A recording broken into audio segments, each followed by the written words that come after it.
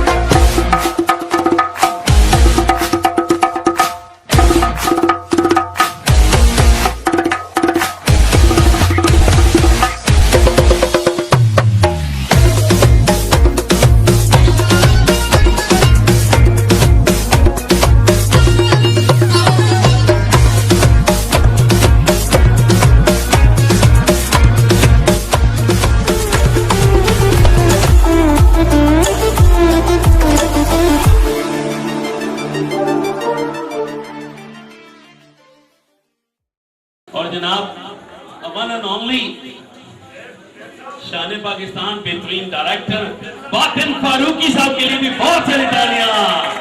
Queen of पुडवारी film शगुफ्ता कुरैशी साहबा भी तशरीफ ला चुकी हैं, उनको भी आपकी बहुत सारी तालियों में खुशामदीद कहेंगे।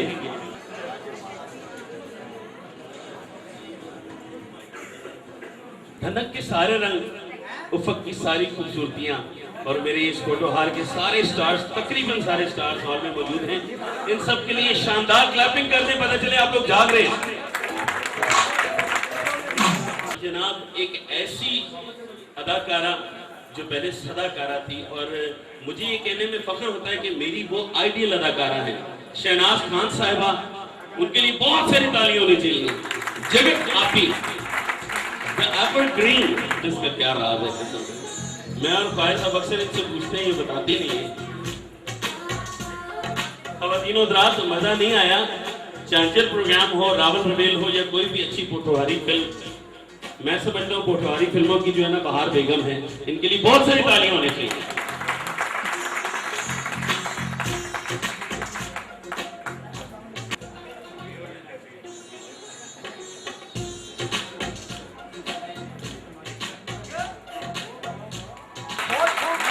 Thank you, love you. Vibration with Somo. Surush Mohet.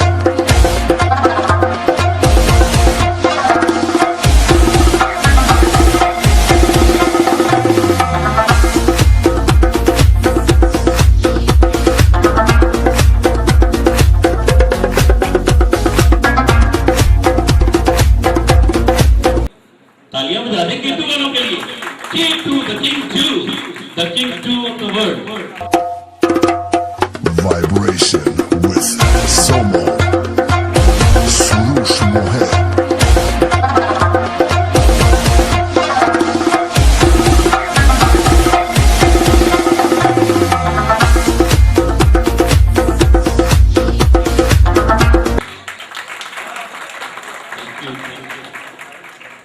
अरे बादल लाला की आवाज में तो हौसला ही बुलंद कर दिए। क्या बात, मेरे लिए जिंदगी सफल हो गई।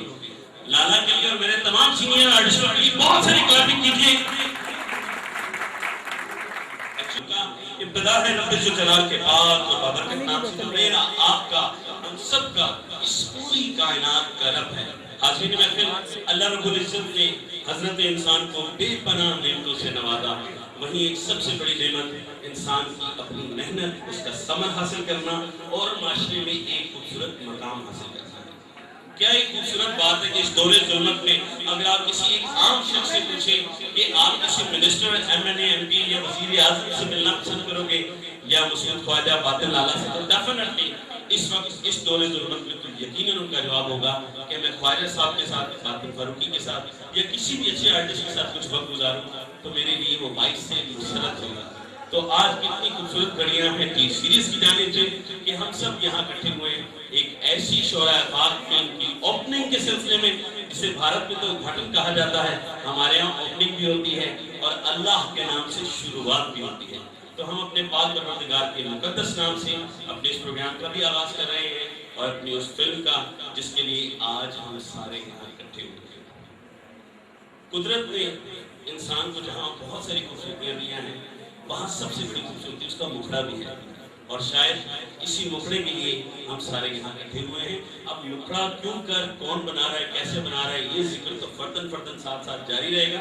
आपको बताता चलूं कि शेख जी एंड भट्ट जी प्रोडक्शन, जो कि टी सीरीज है, जिन्होंने बहुत सारी फिल्में हमारे यहाँ दी, और पिछले दिनों वेलकम शगुफ्ता खान साहब भी यहाँ बैठे, उनके लिए बहुत सारी तालियां बजा दें। हमारी बड़ी सीनियर, लुकिंग वाइज बड़ी जूनियर से अदाकार। Vibration with Somo. Surush Mohet.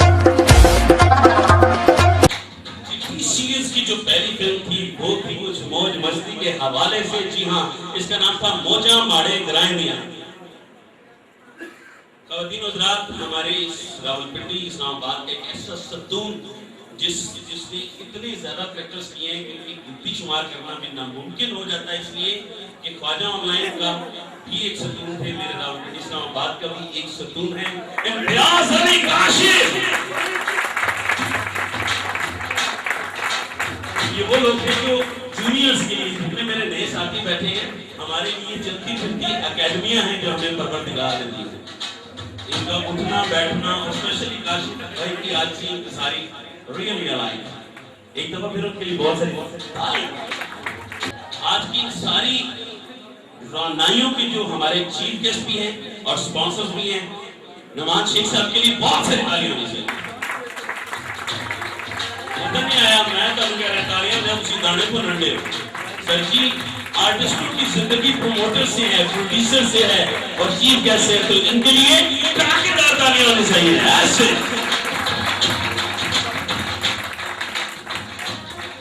मैं अक्सर अपने सीनियर आर्टिस्टों के मुंह से सुनता हूँ कि क्लैपिंग जो है ना वो फनकारों के लिए ऑक्सीजन का काम देती है। ये बात इससे मैं इनकार नहीं करता, लेकिन मैं समझता हूँ कि प्रोड्यूसर हमें प्रमोट करने वाले हमारे स्पॉन्सर्स हमारे लिए ऑक्सीजन का काम देते हैं। तो जनाब बात कर रही थी टी सीरियल्स की, जो कि जनाब शेख जी एंड बट जी प्रोडक्शन है। टी सीरियल्स है जो किसी तारुफ की मोहताज नहीं, अपनी मिसाल आपने इन्होंने न सिर्फ हमारे सीनियर आर्टिस्टों को लोगों के सामने लाया, उनके फन को लोगों के सामने लेके आए, बल्कि इन्होंने पोठोहारी फिल्म को, पोठोहारी लैंग्वेज को एक नया इम्तिजाज दिया, एक नया रखरखाव दिया। तो जनाब उसी सिलसिले की पहली कड़ी थी मौजा माड़े ग्राइनिया। जी हाँ, इनकी पहली फिल्म थी मौजा माड़े ग्राइनिया, जिसकी हिदायत रियाज सदीकी साहब ने दी थी। इसके प्रोड्यूसर शेख सईद अहमद साहब थे, और शेख सईद अहमद साहब की वजह से ये लीजिए हमने यहाँ गाने सुनाए, यहाँ खड़ा हूँ। शेख साहब के लिए जबरदस्त तालियां होनी चाहिए।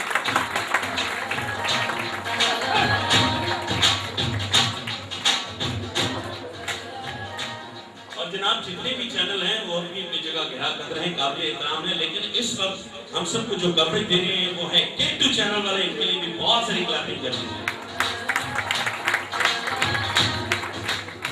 मैं बात कर रहा था मौजा मारे ग्राइनिया। जी हाँ, ये हमारी पहली फिल्म थी टी सीरीज की, मौजा मारे ग्राइनिया। लेकिन ये एक ऐसा कदम था जिससे बहुत कुछ सीखा, आगे बढ़े माशरे को, और स्पेशली लैंग्वेज जो हमारी है पोठोहारी, इसको कुछ नए रंग दिए।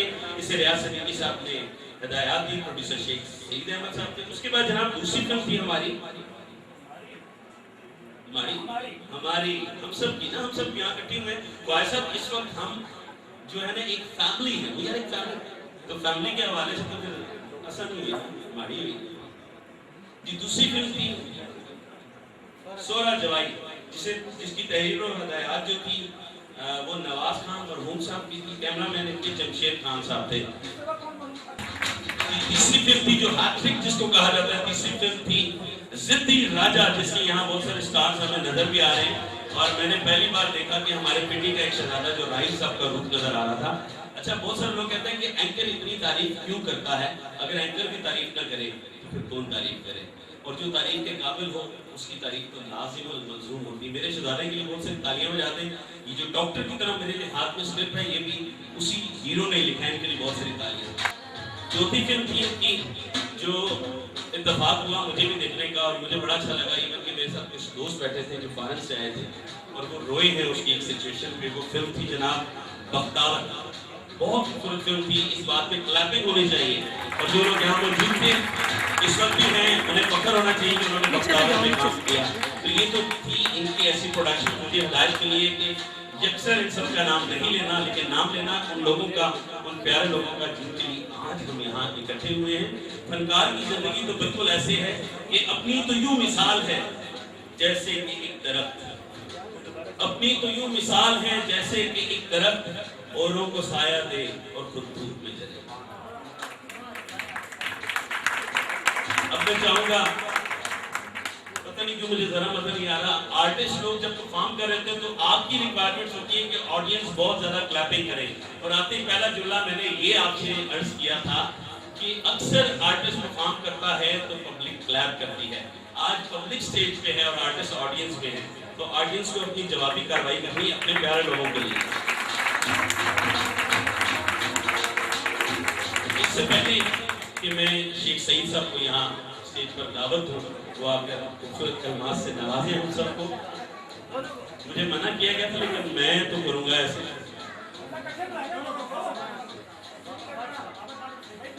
जी जी जी ठीक है। और इनके साथ ही बाबर भट्ट साहब, मैं इन दोनों को बुलाने से पहले इनकी नजर करना चाहूंगा। सुना है लोग उसे आंख भर के देखते हैं, सुना है लोग उसे आंख भर के देखते हैं। और बाबर भट्ट साहब मेरे पड़ोसी हैं, ये मेरे मोहल्लेदार भी हैं, और मुझे बड़ा अच्छा लगा और मुझे बड़ी देर से पता चला कि ये प्रोड्यूसर भी है, वरना मैं सिर्फ मोहल्लेदार समझता था। भट्ट साहब के लिए, इन दोनों के लिए कहूंगा कि सुना है लोग उसे आंख भर के देखते हैं, ये बात है तो चलो हम भी चल के देखते हैं।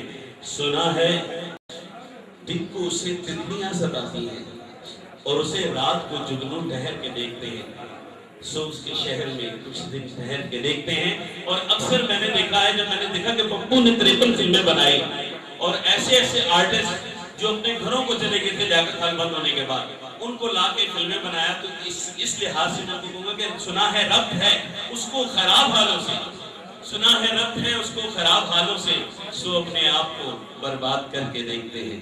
सुना है शहर में ऐसा मसीहा आया है कि खुद बीमार भी उसको चल के देखते हैं। आपकी भरपूर तालियों में भट्ट साहब और शेख साहब।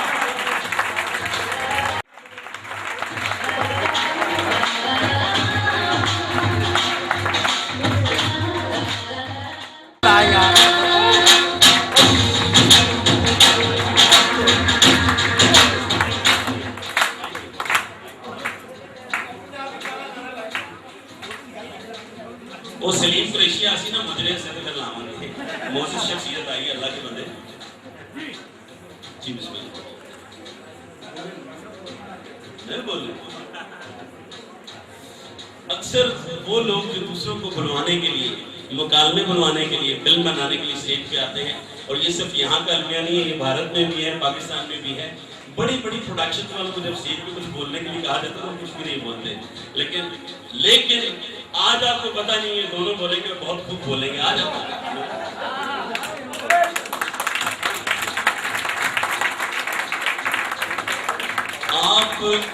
हमारे शुक्रिया ढोकली बल्कि इंतहाई मोअज़्ज़ज़ीन शख्सियत में शुमार होते हैं, ठीक है, और आपको इतना लोग प्यार करते हैं, तो इनके सारे भाई बहुत सुलझे हुए लोग हैं।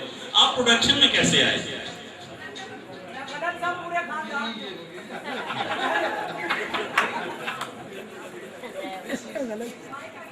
अच्छा, मैं तो सिर्फ सीडीज और उनके हवाले से देखना चाहता था।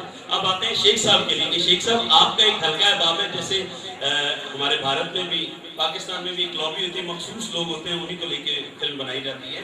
यहाँ और बहुत सारे आर्टिस्ट हैं, मुझे स्पेशल ऊपर सीनियर करते हुए कहा था, नाम नहीं लूंगा, ठीक है।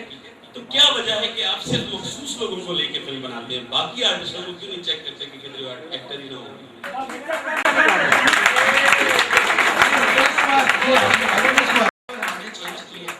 इस पर हमने चेंज लाई है। पहले भी हमने फिल्में बनाई है, प्यारी फिल्म। आपका जवाब यही है, इस पर हमने चेंज किया। आप शेख साहब को जवाब क्यों नहीं देने दे रहे? देखिए जी, हमने चेंज इस दफा लिया है। सिद्धार्थ को हमने ट्रैक्टर रखा है, तो माशाल्लाह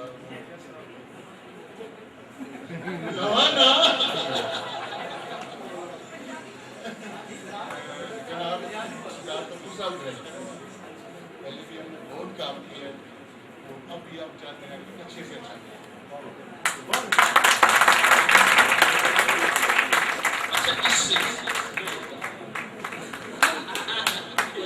अच्छा, इस फिल्म के बारे में आप क्या सोचते हैं कि बाकी फिल्मों से हटके? डेफिनेटली 100%। उसकी वजह क्या है, ये कैसे हटके? ये पहले कॉमेडी में फिल्म बनाते हैं, लेकिन ये पहली फिल्म है जो हिस्टोरिकल तरीके से। ये हिस्टोरिकल मूवी है, ये आर्ट। बहुत सारे लोगों के ना जहनों में सवाल है, मैं उन सबकी नुमाइंदगी कर रहा हूँ इस वक्त। ये हिस्टोरिकल मूवी है, ठीक है, सीरीज कहानी है, क्या ये आर्ट मूवी है या कमर्शियल मूवी है? आर्ट मूवीज को नहीं आप इसको बोल सकते, लेकिन हिस्टोरिकल मूवीज है। Very nice. अगर कॉमेडी से सीरियस फिल्म की तरफ आए तो एक वक्त ऐसा भी आएगा इंशाल्लाह, पोटोहारी में भी आर्ट मूवीज बनेगी। बहुत सारी क्लैपिंग मेरे दोनों शहजादों के लिए, और देखिए दोनों बोल के गए हैं।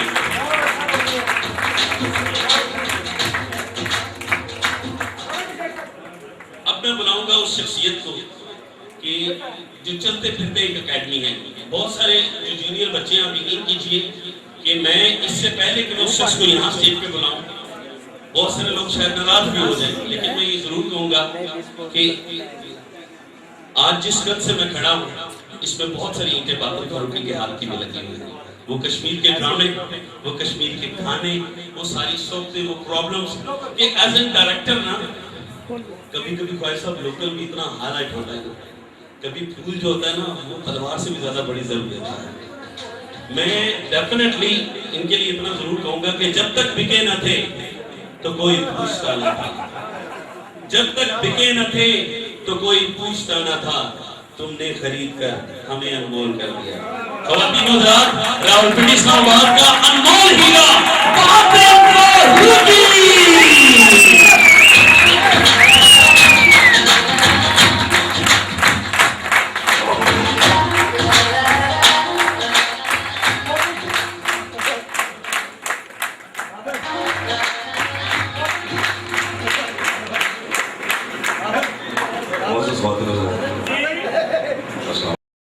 बहुत अच्छा आर्टिस्ट है, एक्टर है, सिंगर है, ऑर्गेनाइजर है, डांसर है।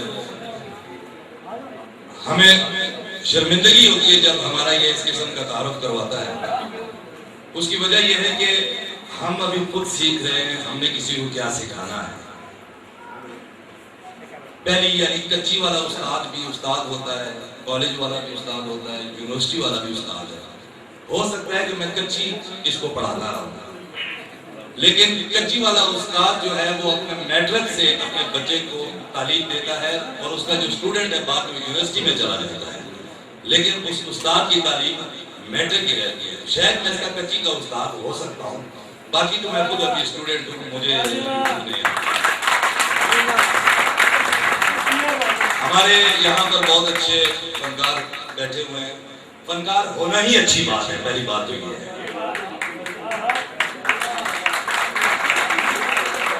कि हम अल्लाह ताला के फजल व करम से उस तबके से ताल्लुक रखते हैं जिसका जहन छोटा नहीं होता।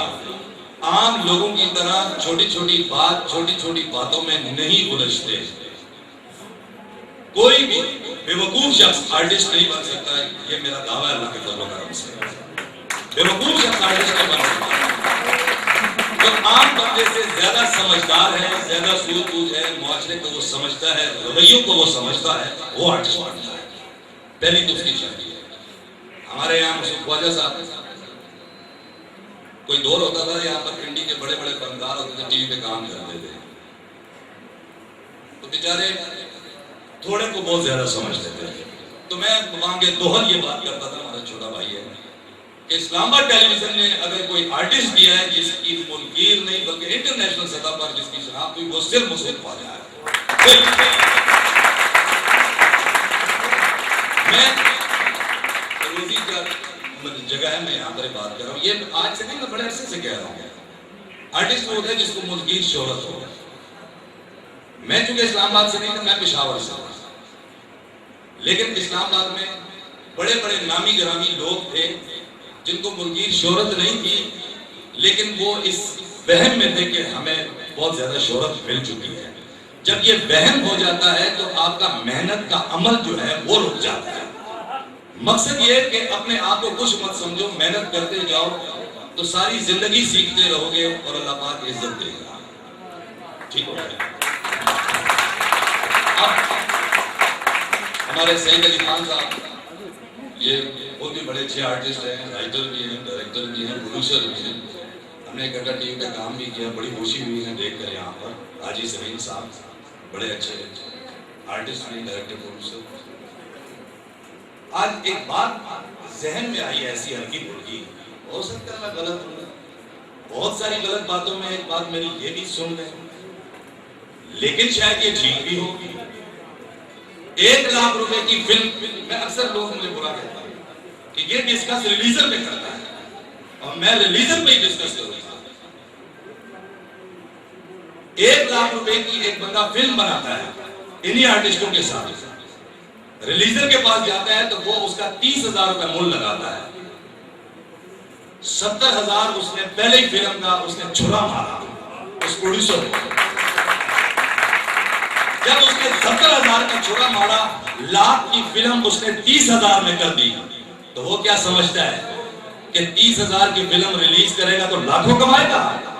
30,000 का मूल्य 5,000 लगेगा मार्केट में।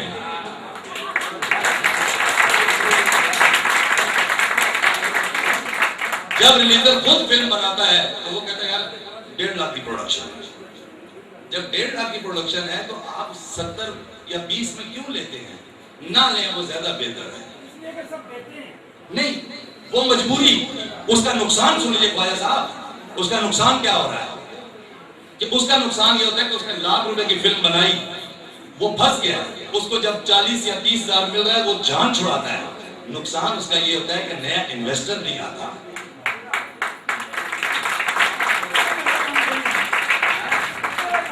मैं सिर्फ, मेरी गुजारिश ये है, फिल्म बनाना क्या मतलब? फिल्म वो लाख रुपए में बना लेता है, फंसता नहीं है। जो रिलीजर काम कर रहा है वो उसका वो मूल्य लगा है कि ठीक है आपने बड़ा काम किया है, हम इसको ₹1,00,000 ही आपको देंगे। उसको वो बड़ा समझेगा, जब वो मार्केट में जाएगा तो वो बिजनेस कमा कर आएगी। ये नियत की बात है। जरा पूरी बात सुन लें। मैं ये बात कर रहा हूं, फिल्म बनाना कोई कमाल नहीं है, फिल्म रिलीज करना भी कोई कमाल नहीं है। इस काम को बढ़ाना, जैसे पश्तो सीडी फिल्म बनती है, वो भी ऐसी शुरू होती थी। उसका प्रोड्यूसर करोड़पति बन गया, उसका रिलीजर करोड़पति बन गया, उसका एक्टर करोड़पति बन गया, उसका डिस्ट्रीब्यूटर करोड़पति बन गया, उसका एक्टर करोड़पति बन गया। क्यों? कि सब ने कहा कि हम सब मिल बैठकर खाएंगे भी, मेहनत करेंगे, और हमारी नीयत ये है कि हम इस कारोबार को आगे बढ़ाएंगे। मकसद ये है कि इस काम को छोटा ना समझो। इस काम को, एक प्रोड्यूसर जब फिल्म बनाता है तो उसमें 20-25 बंदों का रिस्क होता है। जब रिलीजर रिलीज करता है तो वो जो डिस्ट्रीब्यूटर हैं जो मार्केट में, उनका रिस्क होता है। उसमें वो जो कुक होता है, वो जो कपड़े इस्त्री करने, बहुत सारे लोगों का रिस्क होता है। तो अगर इस काम को आप बढ़ाएंगे, ये फिल्म महंगी होगी क्योंकि उसकी सेल ज्यादा होगी, उसकी सर्कुलेशन ज्यादा होगी, तो सबकी इज्जत भी होगी, सरकार Vibration.